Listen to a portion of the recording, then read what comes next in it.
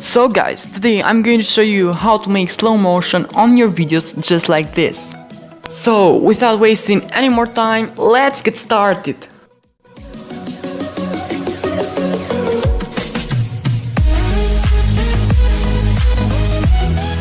Okay guys, so first you must download two apps, Smooth Action Cam Slow Motion and Power Director.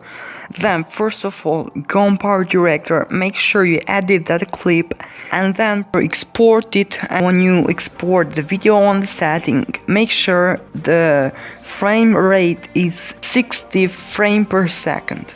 Then go to the other app. And this app is very easy to use. Just choose the video and adjust this thing right there, I don't know, this button maybe, and make that slow or more fast. It's very easy. As you can see, it is very good, better than Power Director or better than KineMaster.